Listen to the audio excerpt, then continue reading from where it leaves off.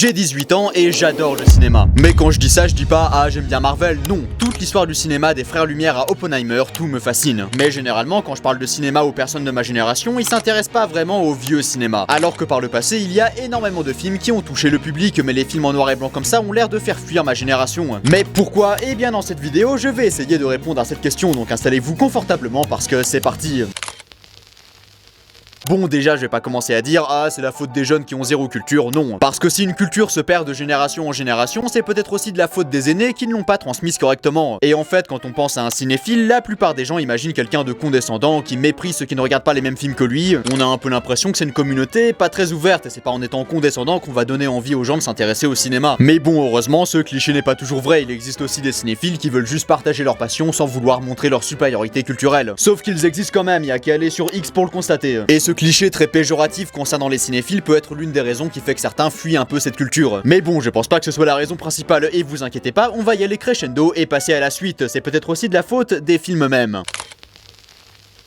Le cinéma évolue et donc forcément quand on peut voir ça, on n'a pas forcément envie de revenir à ça. Parce que généralement ce que cherche le grand public c'est le grand spectacle, mais pour que le cinéma reste spectaculaire, il faut aller toujours plus loin. Et donc quand on revient en arrière, les films d'une certaine époque deviennent presque ridicules en comparaison. Sauf qu'à une certaine époque, ce genre d'effets spéciaux c'était le summum car les gens ne pouvaient pas le comparer à quelque chose de mieux. Sauf que bon, les normes changent. Maintenant limite ce genre d'image ça nous fait plus rien parce qu'on s'est habitué alors qu'il y a plusieurs dizaines d'années en arrière, ça paraissait même impossible qu'un jour l'humanité puisse voir ce genre d'image. Mais mis à part les effets spéciaux, le cinéma a évolué sur d'autres points techniques, comme le son ou la couleur qui sont devenus indispensables dans le cinéma moderne et certains ne voient pas comment est-ce qu'on peut regarder un film qui n'a pas ces points-là. Sauf que bon, ces points sont purement techniques et ça ne change absolument rien à ce que ces films peuvent nous apporter émotionnellement ou intellectuellement. Mais les films peuvent aussi vieillir à cause de leur thématique et la manière de les aborder. Par exemple, Star Trek, bon déjà on retrouve les effets spéciaux d'une autre époque, mais surtout la série est une projection de son époque et de comment est-ce qu'on voyait le futur. On a par exemple une métaphore de la guerre froide avec les Romuliens qui représentent l'URSS, des éléments de SF qui aujourd'hui font un peu sourire, une vision des femmes qu'on peut trouver datée car elles sont souvent cantonnées à des rôles d'assistantes ou d'objets romantiques, aussi une vision du futur qu'on pourrait trouver aujourd'hui trop utopique avec la fédération ou l'humanité qui sont idéalisées de façon un peu manichéenne. Mais si c'était comme ça, c'est parce que la série répondait à la ségrégation raciale et à la guerre froide en disant que l'avenir était dans la coopération, c'est pour ça aussi qu'il y a énormément de diversité. Alors qu'aujourd'hui la mode est plus au futur dystopique. Bref, Star Trek parle de son époque. Après il y a aussi des éléments qui sont encore très d'actualité comme les droits des minorités, l'environnement ou les dangers du transhumanisme et du clonage. Sauf qu'aujourd'hui, on a des séries comme The Orville qui est une parodie de Star Trek en plus moderne. Ça parle du génie génétique, de la religion face à la science, de la transidentité, des dangers des réseaux sociaux, de notre rapport à l'IA, des thématiques très actuelles. Donc je trouve ça logique que quelqu'un de notre époque préfère regarder une série qui parle de son époque plutôt que du passé. Mais bon, personnellement, je trouve ça fascinant de voir comment les gens imaginaient le monde et en l'occurrence le futur à une certaine époque. Et parfois on découvre des univers et des histoires qu'on n'aurait jamais imaginé à notre époque. Par exemple, la SF des années 60-70, c'est tellement imaginatif, je vous conseille de vous intéresser à ça. Mais l'élément qui je pense est le plus important pour ma génération, c'est est-ce que le rythme a vieilli ?